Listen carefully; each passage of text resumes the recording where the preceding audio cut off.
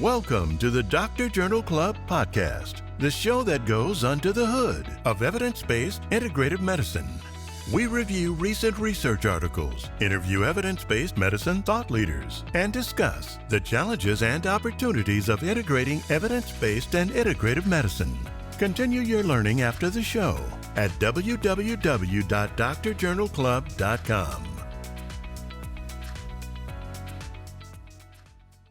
Please bear in mind that this is for educational and entertainment purposes only.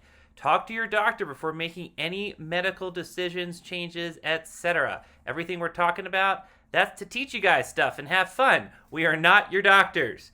Also, we would love to answer your specific questions. On drjournalclub.com, you can post questions and comments for specific videos, but go ahead and email us directly at josh@drjournalclub.com. That's josh@drjournalclub.com. Send us your listener questions and we will discuss it on our pod.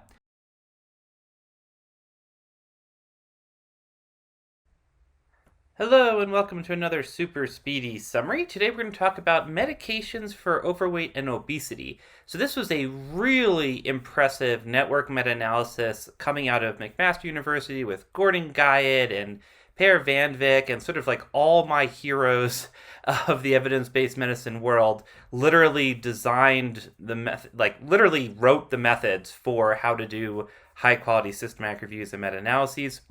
And this is really cutting edge. In fact, it was published in the Lancet, not too shabby.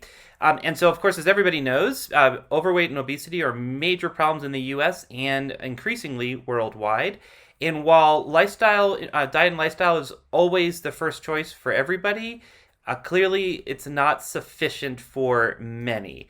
And so the question is, what about these weight-lowering medications, these weight loss medications? What are the overall effects and safety of these drugs if used in addition to diet and lifestyle, and their impact on the body weight of adults who are overweight and obese?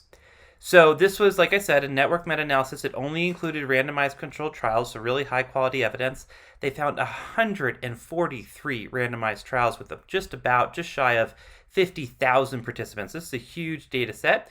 And all these studies looked at weight loss medications with lifestyle recommendations compared to lifestyle recommendations either with or without a placebo, looking at different outcomes around weight loss, minimal important difference with weight loss, and some secondary outcomes as well. And so what did they find? So they found that they were indeed quite helpful, large, minimally clinically important differences in weight.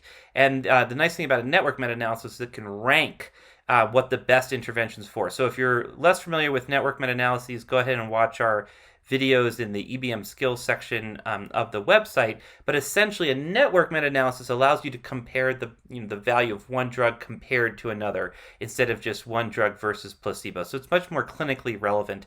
And so the outcome of this was that 3 medications sort of scored the best. One is this combination of fentermine and topiramate.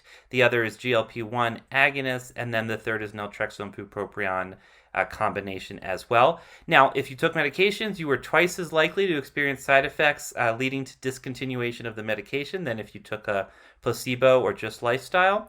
And there were only minimal changes, interestingly actually, in A1C, systolic blood pressure, and LDL, but there were differences that were above the minimal clinically important difference in weight loss. So this is just a super speedy summary. If you'd like to get a really good analysis of this, Dr. Sadowski did an excellent job in our basic level video, and then he goes into more depth in the in-depth version as well. Enjoy. If you enjoy this podcast, chances are that one of your colleagues and friends probably would as well. Please do us a favor and let them know about the podcast. And if you have a little bit of extra time, even just a few seconds, if you could rate us and review us on Apple Podcast or any other distributor, it would be greatly appreciated. It would mean a lot to us and help get the word out to other people that would really enjoy our content. Thank you.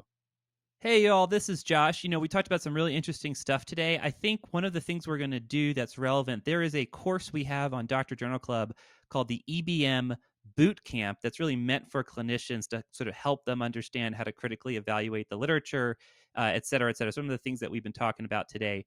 Go ahead and check out the show notes link. We're going to link to it directly. I think it might be of interest. Don't forget to follow us on social and interact with us on social media at Dr. Journal Club, DR Journal Club on Twitter.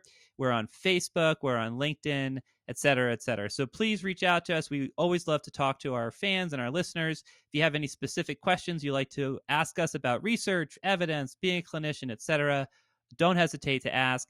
And then, of course, if you have any topics that you'd like us to cover on the pod, please let us know as well. Thank you for listening to the Dr. Journal Club podcast, the show that goes under the hood of evidence-based integrative medicine.